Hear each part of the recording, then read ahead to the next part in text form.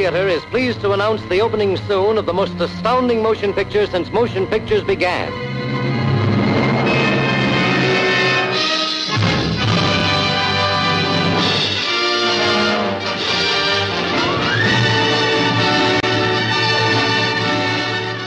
I'd like to welcome back to Monster Kid Radio, a voice that we haven't had on in a while. It's been too long. I need an appointment, a checkup with my favorite doctor, Dr. Gangrene, Larry Underwood. Welcome back to Monster Kid Radio.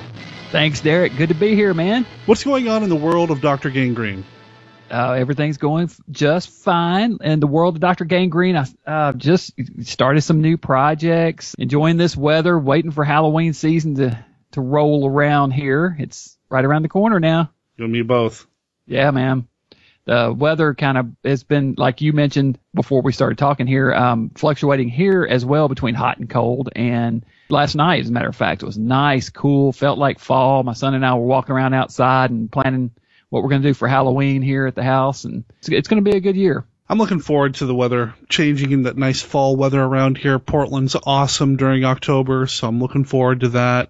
But until then, we've got some monster movies to keep us busy, keep us occupied, keep the October Halloween spirit going all year round. Absolutely. The one we're going to talk about today is one of my favorites in that vein. Oh, yeah. Some good stuff here. And we'll go ahead and tell people. I think people who have read the show notes already know. We're talking about 1953's House of Wax, starring one of your favorite actors. Vincent Price. Yeah, who is an inspiration to you. Kind of the reason you're a horror host, right? That's right. Yeah, he's one of the 2 or 3 main influences, I'd say. Vincent Price, Alice Cooper, Sir Cecil Creep, our local horror host, and the Saturday morning and afternoon movie programs that showed the Universal classics and all the different horror movies like House of Wax. I actually got a chance to see House of Wax in 3D as a kid.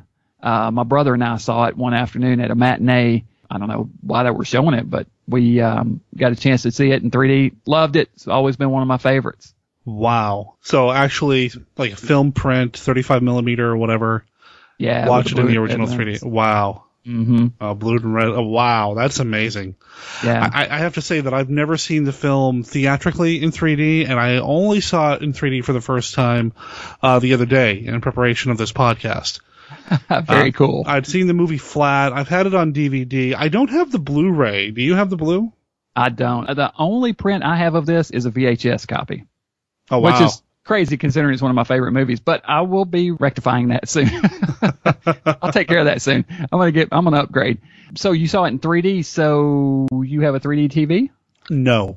I wish, because I'd be watching Creature from the Black Lagoon in 3D all the time. I know, I have that, and I can't watch it in 3D. I have no way. No, this is actually an older 3D process. Honestly, I don't know how these people got their hands on it, and I'm sure they don't really have the rights to show it, but it's one of the channels on my Roku box. Mm-hmm. Has a handful of 3D movies, but it's the old 3D. Okay. So I had to scramble and find a pair of 3D glasses around here a while back to make sure I could actually sit down and watch it in 3D on my television. Very cool. The 3D, it's not super sharp, it's not super crisp, but it's 3D enough to really enjoy and respect what they were doing here. We were talking off mic that a lot of the 3D in this is pretty gimmicky, but it really shows off the 3D-ness of the film. There's some great stuff happening here. Oh, yeah. And like I was saying before, I prefer, when I watch a 3D movie, what I want 3D gimmicks. I don't want a movie that was shot to be a flat movie and then just shoveled onto the 3D process, and released in 3D. Who cares? I want 3D gimmicks. I want things popping out at me. I want axes flying at my face or paddle balls coming right at my face. You know what I'm saying? Things that are shot specifically to be shown in 3D. There's a lot of that in this. You mentioned the paddle balls, which is probably the most 3D scene of the whole thing. There's this guy with these paddle balls, and not only is he hitting the balls toward the camera, he's actually talking to the audience. Hey, you with the popcorn, watch out, here I come. Yeah. That's pretty cool. I did like that, and, you mentioned the axes. There's a fist fight that takes place at one point where the characters are actually throwing their fists toward the camera, which is awesome. But there's also a handful of very subtle maybe subtle's not quite the right word, but there are some scenes, some camera movement that's happening, especially at the beginning of the film, where we're going through the House of Wax and seeing all the wax figures, and the camera's kind of weaving in and out between the figures. And it's kind of a really cool 3D effect, at least what I was able to see on my Roku.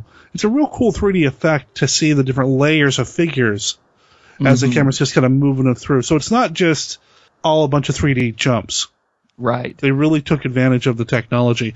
And the fire scenes were kind of interesting, too, to see in 3D. That was fun to watch. And the film itself, the look of the film, it's a rich film. I mean, it's shot beautifully. The cinematography is great. The direction is great.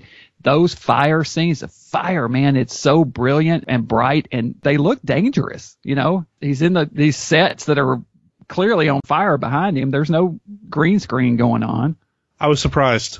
I've seen the movie before, but it's been years. So when I sat down to watch this again, I've been kicking myself for waiting for so long between viewings, but I had forgotten about that fire scene. And it's not just a little fire scene. It's not like, well, there's a fire to the place, moving on. It's a long, drug-out fire scene. Things are burning around them. They're getting into a fight. They're pushing each other around. They're trying to It's a pretty intense scene. Yeah, and it's funny that they use him in those scenes with the fire, where he's surrounded with fire, but yet they use a stunt double in the fist fight for Vincent. Really? Yeah. So it's kind of funny. I guess Vincent didn't want to do the fist fight part. Was he just not good at like fight choreography, or was there something else going on there? Do you know? I don't know. I wonder. It's kind of curious because his double, clearly, I mean, he's keeping his back turned. You never see his face, but you see the other actor that's slugging him fine. So I don't know if that was a Price thing or if that was director. I don't know. Huh. Odd. Good question. Well, you mentioned the director, and I think this is probably one of the more interesting bits of trivia about the movie. The director's name, Andre de Toth. Blind in one eye. Yeah, who gets put on a project to shoot something in 3D. So he could not enjoy the 3D effects at all. I'm sure, as a filmmaker, you kind of know what's going to work because, you've got to have the 3D things pop into the camera lens, but it's not like he can watch it back to make sure it worked okay. So that's just, to me, is insane to think that they put this one-eyed guy on this 3D film. It is, but when you think about it, he's just making a good movie first and foremost, and he's assigning certain gimmicks or certain shots to be 3D. We're shooting this specifically to be in 3D. I mean, you know what's going to come at the camera, so he's an artist. He can figure it out. I don't think it necessarily precluded the use of both eyes. I mean, I think it worked. He obviously did a great job with it. It was a huge success, this movie. And I think maybe that's part of the reason why the movie is so successful, is that it's not just a gimmick. It's not just a showcase of 3D effects. There's a lot of that in there. But really, the performances that he's able to get out of Price, the performance that Price brought to the table, and the story itself, it's a fun, creepy little horror story. Mm-hmm. And it's interesting that this is one of the earliest remake. I don't know if it's one of the earliest, but it's a really early remake. You talk about the remake craze of today. Well, this was one of the first ones. This is an early remake. Yeah, remakes aren't anything new. This was a remake of 1933's Mystery of the Wax Museum with Fay Wray and Lionel Atwill, which I've also seen. Have you seen it? I have not seen that. It's not bad. It's color, which is kind of cool for a 1933 film. Plot-wise, is it close? I mean, there's the fire, and it feels similar, but it's not quite the same. There's like there's a reporter involved trying to figure things out, and I don't know. It's not as good. I think it's the reveal when Fay Wray pulls the mask off of Lionel Atwill. That's pretty cool. That's a cool scene, and of course it's Fay Wray, so she screams a lot, which is great. I mean, she was a screamer, and she was good at it. She had a good scream. Not all actresses can pull that off. No, not at all. I mean, so it's a good movie. I prefer this one. I prefer House of Wax. Yeah. Quite a bit. Definitely one of those movies where the remake is better. Just like the 2005 version of the film, right? I wasn't even going to mention that. Pretend that never existed. Okay, the 2005 version. I did go see that in the theater. Oh, Larry, so it's your fault. Yeah, it's my fault. I'm one of those guys that complains loudly about these remakes and then continues to go see them. Curiosity got the better part of me. It's completely just a waste of time. It's just stupid. I mean, the very end, the very end of the film where the house itself is literally made of wax and melts. Are you kidding me? How stupid is that? I didn't see it. You just spoiled it for me, man. Thanks. There you go. Sorry, man. In the house of wax, the house is made of wax. Well, of course, because, it's a house of wax. Wow. Yeah. Yeah, I know two things about that movie. One, the score wasn't awful. I actually own the score. But two, Paris Hilton meets her maker in that one, and I know that's the clip that ended up on the internet. Yeah. So that's the only thing I know about that film. Yep. Paris Hilton is in it. Yeah. We probably have devoted way too much time to that film. Let's go back to the 1953. Yes. A house of wax that actually matters. So, should we talk about the movie? Sure, let's talk about the movie. Vincent Price, the man. He's the leading role. He's carrying the film. Mm-hmm. And he's a professor. What's he a professor of? Do we know? Professor Jared. And he mentions in there that he was given that title, but he's not, I don't think, an actual professor of anything. It's just sort of his nickname, I think. Okay. So you got Professor Jared, who's running a wax museum. And this wax museum is one that has scenes of historical reenactments. Like you got Lincoln and Booth, and you've got Marie Antoinette, and you've got scenes that are pretty tame for the most part. Yeah, it's a historical display. I mean, you got Joan of Arc in there. Joan of Arc becomes important later, but you got Joan of Arc in there. He's an artist, and he really takes time to craft his works. He's the guy that's actually sculpting these things. And I know this had to have been a real joy for Vincent doing this movie because he was such an art lover. And by this point in his career, he had become famous as an actor, but he was just as equally well known to the general public as a connoisseur of art. He was a collector of paintings. He had opened his own gallery at one point, and he collected these things. You know, he went on later to become a spokesman for Sears and was the kind of the spearhead for this whole movement of art at the house. And they had these series of paintings that he would go out and he would procure these paintings that Sears would turn around and sell the Vincent Price collection, where you could buy a painting from really well-known artists, even classical artists. You could buy one of their paintings and have it in your house. All because of Vincent Price. I mean, he wanted art to be affordable for everybody. So anyway, he was a big lover of the arts. So to be able to play an artist in this film, you know, had to have been a thrill for him. Yeah. So he has this partner at the Wax Museum who is not so thrilled with the business. And in fact, he's ready to get out of it, and he wants to sell off his half to Price, but Price doesn't have the money to buy it. But he has somebody coming to look at his art who might be an investor. He wants to make money off of this thing. I mean, it's great that he's supporting Jared. That's great. But he wants to make some money. And there are other wax museums out there that are making more money. And, you know, Burke, that's the partner's name, really wants Vincent or Jared. I'm just going to call him. I'm going to interchange those two as I believe. Vincent Price, right. Jared, whatever. He wants Jared to embrace some of the more gruesome scenes. Mm-hmm. You know, because that's what's going to bring the people in. Well, Jared's like, no, this is beautiful artwork. That's not what I'm about. I'm about life and celebrating these things. I don't want to go dark and gruesome, which again is pretty important because, well, some events are about to happen here that's going to completely shift Jared's point of view. Mm-hmm. He refuses, and so they have this art critic, Sidney Wallace, this art critic who comes in and is going to look at the museum, and he loves the work, and he wants to invest, wants to buy out, but he's going to Europe. He can't. He's going to be gone out of the country for a little while, so he says, you know, maybe in a few months when I get back, we can talk then. Jared tells his partner, and the partner's like, you know, look, that's no good for me. It's not going to work, but hey, I got another idea. There's a way we can make some money right now. And Price is like, what are you talking about? He's like, well, what if there was an accident here? What if this place burned down? And Price is like, what? A fire? Are you kidding me? So it's like, yeah, man, it'd be easy. All you got to do is strike a match like this. And he like lights fire to one of the statues right there. It goes up like a candle, man. It's not good. Yeah, no. So they start scuffling. They get in a fist fight, we mentioned earlier. Mm-hmm.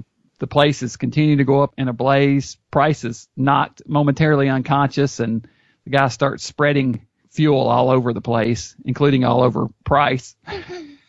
Yeah, that's true. Yeah, it's no longer just going to be an arson job. Now we've got to kill the guy, too, at the same time. Burke is not somebody I would ever get into business with. I'm just saying. Yeah, no kidding, man. Can't make any money? Burn it down. Insurance. Yeah, burn it down. Yeah.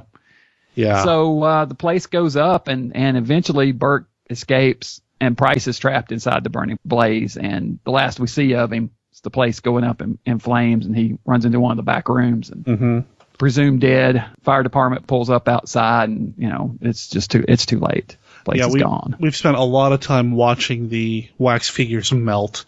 It's kind of heartbreaking because they actually look good. The figures, I don't know who did the figures here, who did the figure work, but I felt bad for Jared when the figures, especially like the Marie Antoinette, which Jared is practically in love with, when it starts to go down, when it starts to melt and get destroyed, I mean, it's heartbreaking to watch this art get destroyed in these flames. It is, and it's also really creepy because the faces, the way the wax melts on them, it's almost like skin peeling off the face, and it runs down in layers. So you've got these human figures with the skin just melting off their faces. It's pretty cool. Yeah, it's the one Nazi at the end of Raiders of the Lost Ark over and over and over again. I mean, just watch, and it's just prolonged. It's agonizingly difficult to watch, but I mean, it's great filmmaking. Oh yeah, it's beautifully shot, and again, the fire is so. I can't wait to get the Blu-ray of this and watch it. I need to see it on blue because I bet that pops. I bet it looks wonderful. The colors on this are amazing. And it starts out at nighttime. It's kind of a rainy, drizzly night, so you got your blues and dark colors, and it moves into the warm interior and then shifts into those oranges and reds of the fire. It's pretty cool. It's very well done. Well, some time passes. I mean, the fire's put out, and Burke did pretty well for himself. He's got a lady friend out, and he's talking about the insurance money. What was it, $25,000, which was a big deal at the time. Yeah, he got Jared's half. At first, he couldn't get all of the money they wanted to hold out, but when Jared didn't resurface, he wound up getting all of it, I think. Right, they had to do some investigation because they wanted to make sure that he wasn't really dead and he was going to come forward with a claim. Well, he announces he's got some money. His lady friend's like, well, that's great. We're going to go get married now. and his lady friend is Morticia. Carolyn Jones. Yep, Morticia Adams. Although she's blonde in this, which is interesting.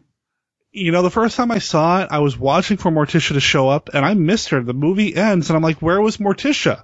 Because if you don't know to look for her, and I know she's got those trademark eyes. I mean, it's really easy to spot her now, but like back then when I first watched it, I was like, where is Morticia? I was looking for the long black hair.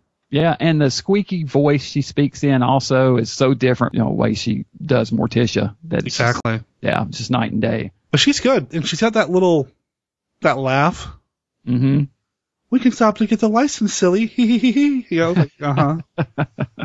Exactly. So he's got his $25,000. Carolyn's wanting to marry him. He's like, well, okay, it might be fun. Whatever. Goes back to his office. He's going to get his stuff. And this is where Price first resurfaces. And he's got a really cool look to him.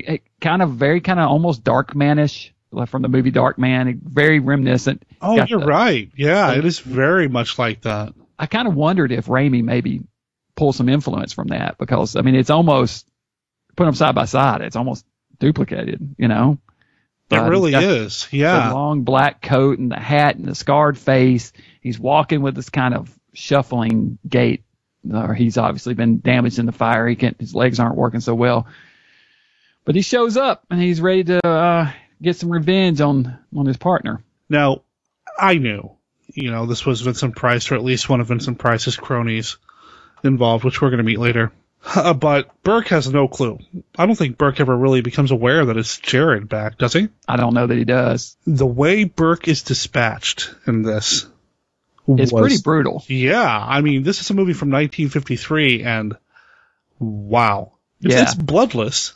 And that's why this is the first really, truly horror film that Vincent was in. I don't know if it's the first time I came on your show here, but when we did our Vincent Price top 5 films, we did our top 3 Vincent Price films. Was it 3? Did we do top 3 Vincent Price films? You and I both hit on 2 of the most important films of Price's career when we were discussing. You chose Shock, and Shock was really Vincent's first villain role. Straight up, Shock, completely. Yeah. There's no redeeming qualities to him. I'm just a out and out villain. And I think House of Wax is his first truly horror picture. This is probably, in my mind, the most important film for Vincent's horror career. This is the one that set him firmly on the path of horror, where people said, hey, this is the boogeyman, Price, the horror guy. This is straight out and out horror. This scene here, it just is a perfect illustration. He chokes him to death and then wraps a cord around his neck and ties it to the top of an elevator shaft and throws his former partner down the elevator shaft, hanging him, making it look like he was hung. And the body lands in front of a cleaning woman. And it snaps, and this horrible sound, this thunk sound. Oh, wow. Yeah. It's pretty intense. He gets to play a monster in this. He gets to play a killer. It's almost got a serial killer vibe going to it.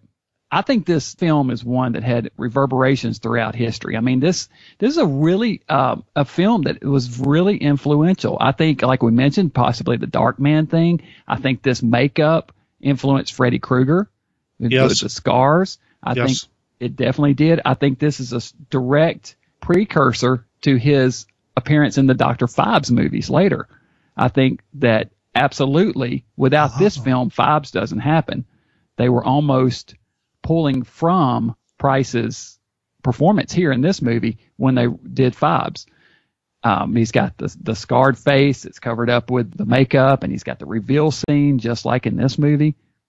This was also another in a long line of house films in which Vincent appeared. And there was a whole string of house films. There was House on Haunted Hill, The House of Seven Gables, Bloodbath at the House of Death, House of Wax. I mean, he just kept getting cast in these house movies. And I think part of that was due to the success of this film right here. It was just everybody wanted a piece of it.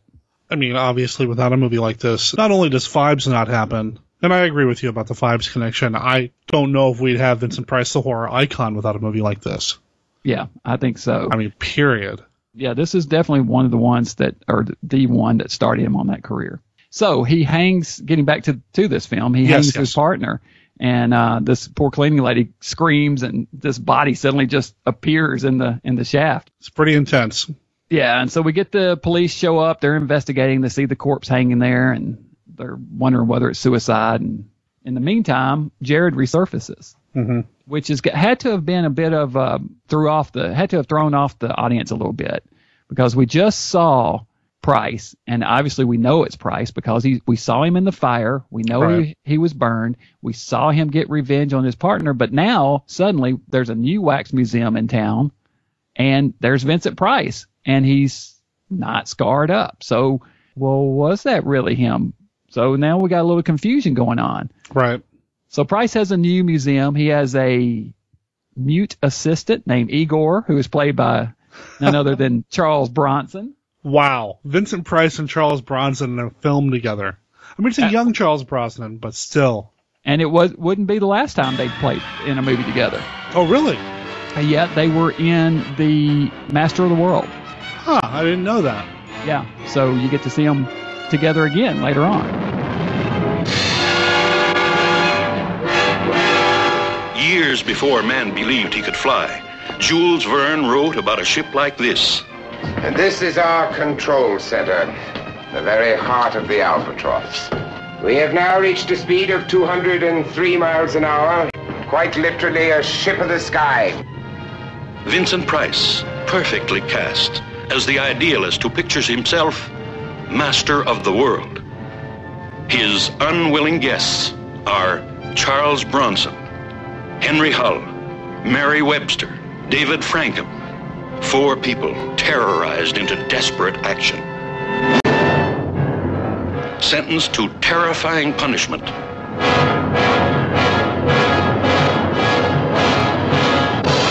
I am a man unto myself, Mr. Prudent, who has declared war against war. That is the purpose for which this ship was built. You below, this is Robber speaking. Do exactly as I say. You have no choice.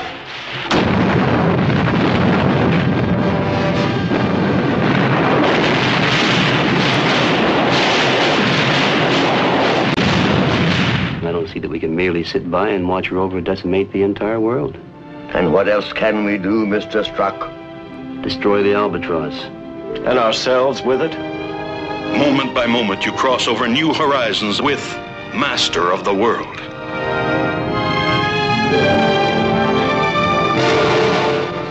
London ahead, sir. Are the leaflets ready for dropping?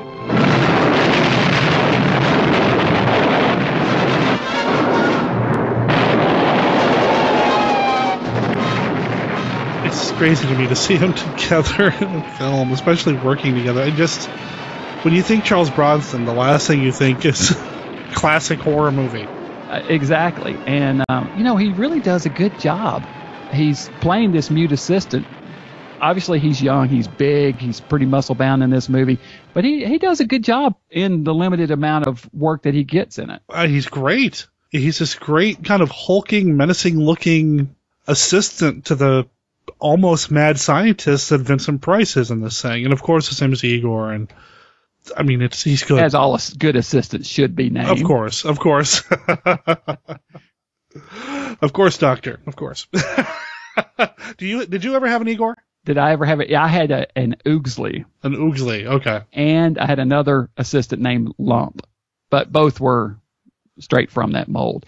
I'll tell you who, if they ever remake this movie again, and they want to do it faithfully, I'll tell you who I would cast as Charles Bronson. And actually, I would cast in any Charles Bronson remake you want to make. And that's Josh Brolin. Because he looks just like Charles Bronson. Wow. And he's a great actor. I'm a big Josh Brolin fan. Huh. So, I don't know who you get to play Price. That's a much harder task, but... Well, it's just Johnny Depp, right? And then what he does. Yeah, no thank you. Pass. So Price has this new wax museum, and this time he is embracing the horror. He's not fighting it anymore. Full out House of Horrors this time. Yeah, he still has the Marie Antoinette fetish. He still has the Joan of Arc. But he's also got scenes of torture, shock, all this stuff going on. The rack, the guillotine. The investor who saw his former wax museum visits him here, and Price is wheelchair ridden. He can't walk. He doesn't have use of his hands anymore, he tells him. But he still runs the museum. Now his assistant Igor does all the actual sculpting for him. He just sort of oversees the place.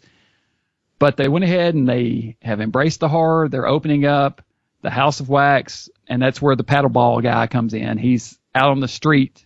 He's the huckster. He's trying to draw people in. He's just sort of hustling out there. And, hey, come on, step right up, ladies and gentlemen. Come on in. And like you said, at one point he breaks the third wall. He actually addresses the audience who's watching this movie. Yep.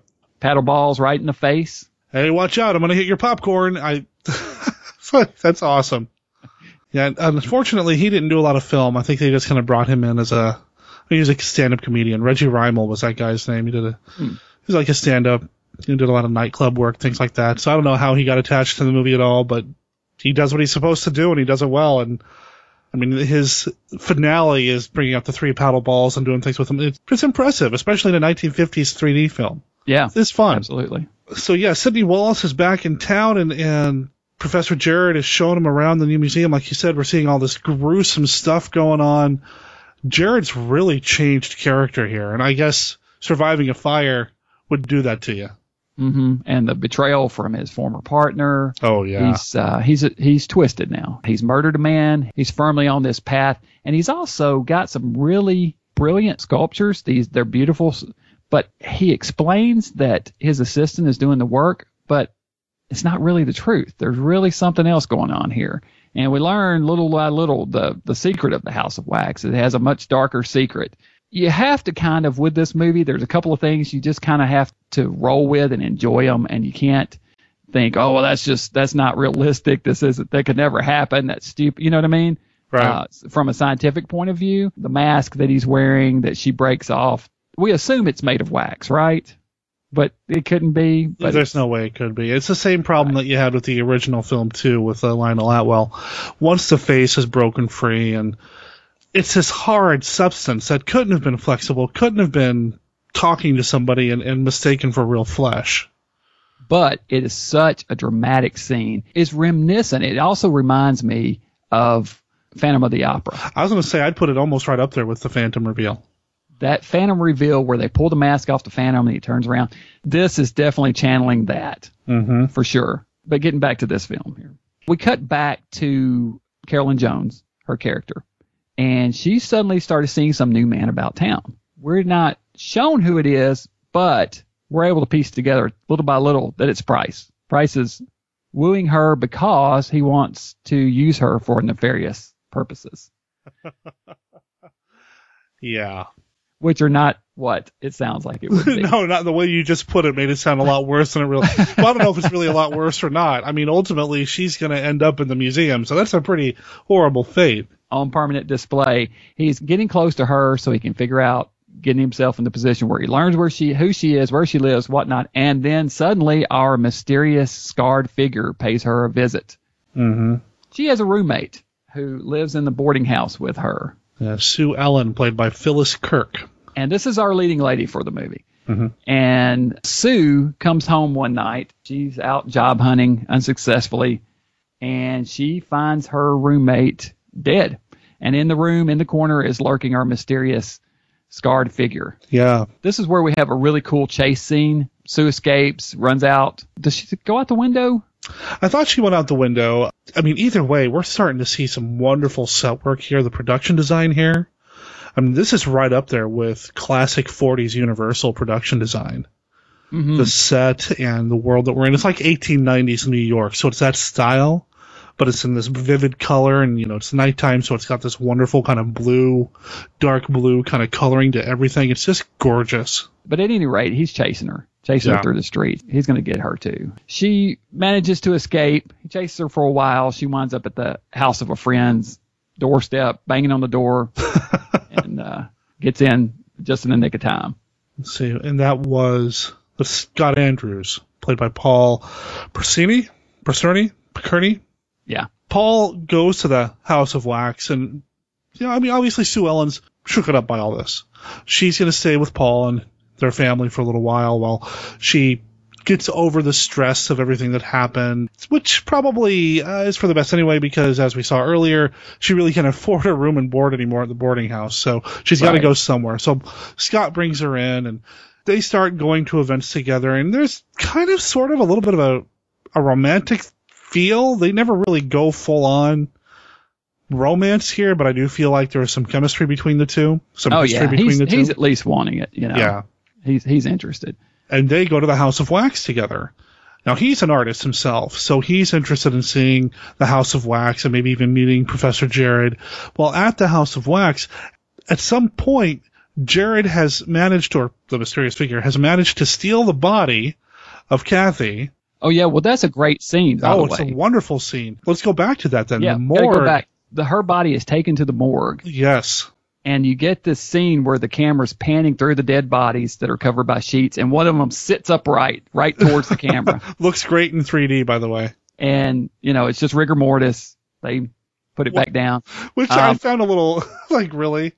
You have to get used to that. The bodies are just, no. If that's what happened, I would never go into a morgue. Well, not that I go into a morgue anyway, but no. Knowing that the bodies might just pop up at any given moment. Mm-mm. So the caretakers leave the room after wheeling her body in. Well, another body sits up and pulls the sheet off of itself, and it's our mysterious scarred figure again. Yes. And he makes his way over to her body, ties a rope around it, and lowers it out the window. Where his two assistants are waiting. They load it in the cart and carry it off. It's really a dark little scene, you know? It really is. I mean, this movie, you got the hanging in the elevator shaft, you got this body being moved around, and this movie is just dark. It is. I mean, Price is gleeful in the whole thing. I mean, he's this gleefully villainous guy, monster. Again, this was the one that set him up on this path, and rightfully so.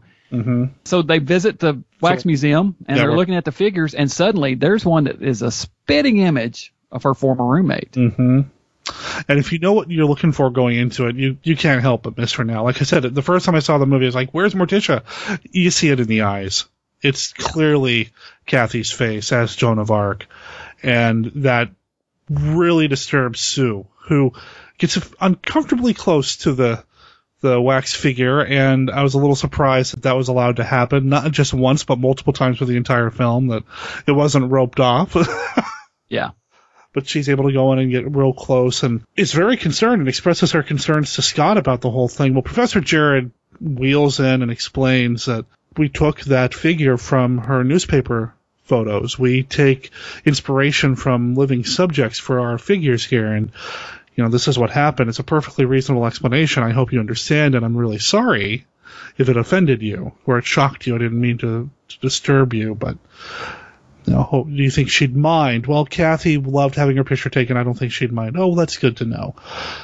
And then the professor and Scott strike up a working relationship. Scott's going to come by the House of Wax later on and start working for Jared or studying under Jared. Yeah, he's an artist as well. Right. But meanwhile, she just sort of doesn't really buy this explanation, and she figures it out because her former roommate only had one ear pierced.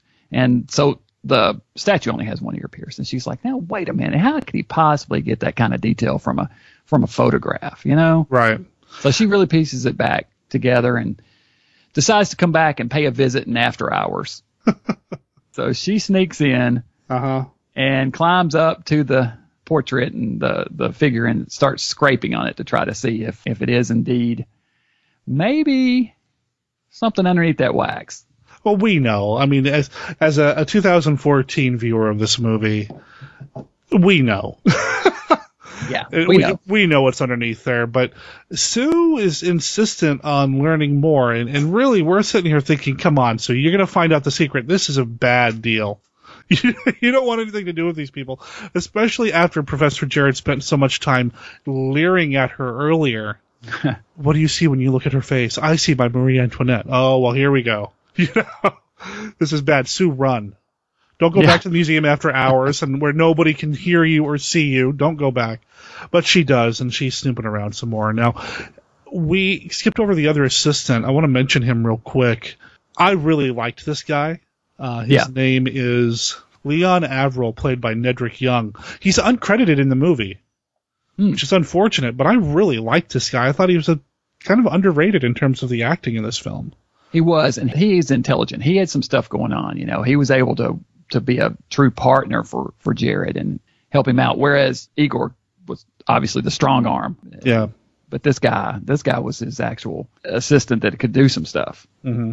And he helps explain away some things. And he does kind of help put the story together at the end, and it's unfortunate. He's the one that kind of damns Jared. Well, unfortunate for Jared, I guess, fortunate for Sue, but I think it's important to mention that when she expresses her concerns to Scott, Scott finally decides to put her mind at rest by going to report her concerns to the police. Yeah. Because we have to get the police involved here, because ultimately they're also going to be responsible for helping save the day.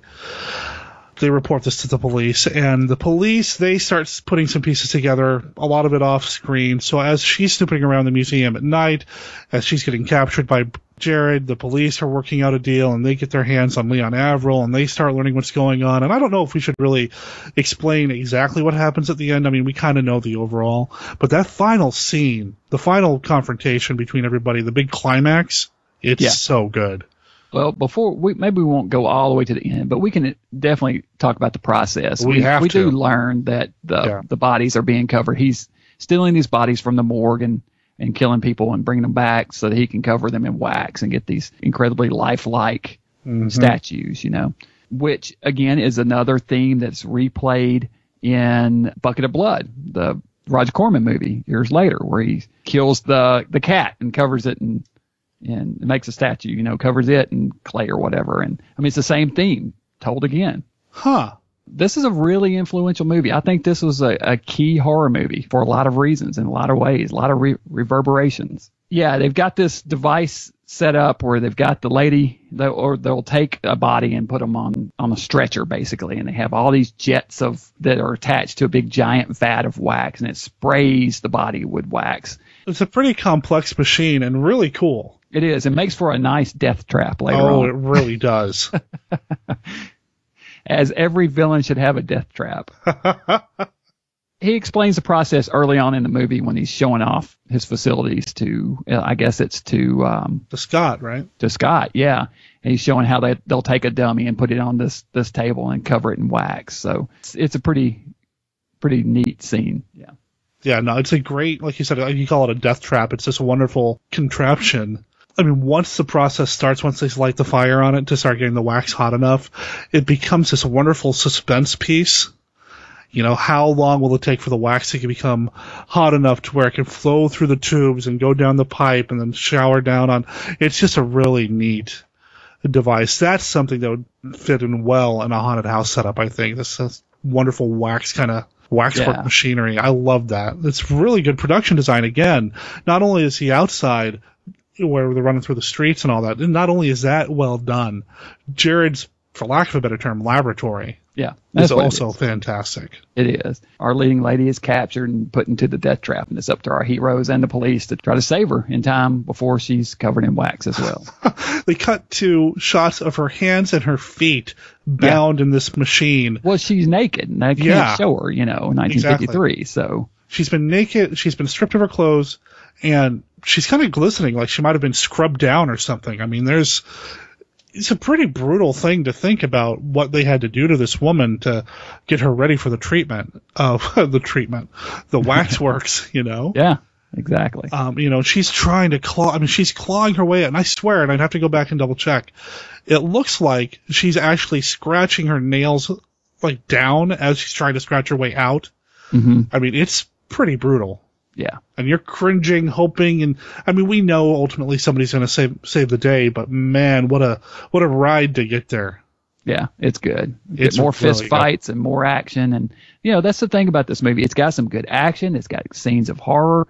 It's got dark scenes. It's got some comedy in there. A little bit here and there. It's got a little TNA for the time, I guess, with the dance scene where our boy takes. You need to take your mind off things. Let's go to the vaudeville show and watch the dancing girls. Yeah, she's like, good people come here?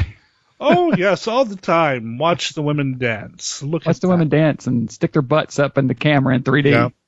Now, according to the Internet Movie Database, and I don't know how true this is, but Grace Lee Whitney is one of the dancers, and she played Yeoman Rand in the original Star Trek.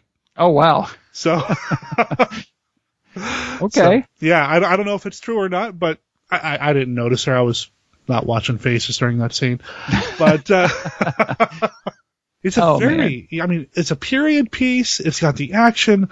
It's got some dry comedy. It does. It really is a classic horror film that's almost a gateway to the modern horror movement. It's definitely a serial killer movie. And it's definitely got a monster in it. It's shot in color, so it's got a lot of modern feel to it. It's made in 1953, so it is still classic era movie. And I wonder if because it's a period piece, it's helped it in its aging, because I feel like this movie has aged incredibly well, even though it's pretty bloodless, and you can't see a lot of TNA or whatever in 1953 because it's a period piece. I mean, I think a modern audience now can enjoy this movie. I'm asked a lot of times from different people, what movie do you think would be a good film to show younger kids or audiences that aren't really familiar with horror movies? What would be a good introductory film? And I usually go back to the Universal pictures, but this film would possibly be a good one to start with. I mean, if you want to, certainly to introduce them to Price, this wouldn't be a bad first Vincent movie to watch. No, and I think you nailed it when we were talking earlier about this being his first full-on, flat-out horror monster role. I mean, yeah, he did Tower of London, which has some creepy moments and all that, but that's still kind of a period historical piece. Mm-hmm. Yeah, and he did The Invisible Man Returns, which some people might say, okay, well, he's playing a monster in that. But in that movie, he's not really in control of his actions. I mean, he's under the influence of this mind-altering drug, and it's not the same. I mean, this is a straight-out man who is killing people, murdering them for a purpose, and putting their dead bodies under wax and on display in a museum. I mean, that's a totally different ballgame here. I mean, I love Invisible Man Returns. I think it's a fantastic, underrated film, but I think you're right. In that film, Price is a lot less about being the bad guy, the monster guy. He's more about trying to prove his innocence. And yeah, he goes a little crazy, but, things are going to work out in the end. Yeah, and in a lot of those early films, he was cast as a good guy. he was the romantic lead, or he was a supporting character that was just really just a good person, It took a while before they really caught on to the fact that Price is pretty good as the villain role, and then this was his first full-out horror role. This is his first horror picture. It's such a good film. I really enjoyed it, and I'm glad you wanted to talk about it because it gave me a chance to revisit a movie that I hadn't seen in a very long time, and now I have to get it on Blue. Hello, Amazon wishlist. I gotta get it, man. I gotta see what it looks like. But then I have to get a 3D TV so I can watch it in 3D at home. I'd love to see this in a theater setting, though. I would love to see somebody bring this in, for a limited screening. I don't know about a massive re-release, but one-off or whatever. I want to see this theatrically. I'm jealous that you got to see it on the big screen, man. Well, it was fantastic. It's been a long time though. I was a kid at the time, so I'd like to see it as an adult in a theater also.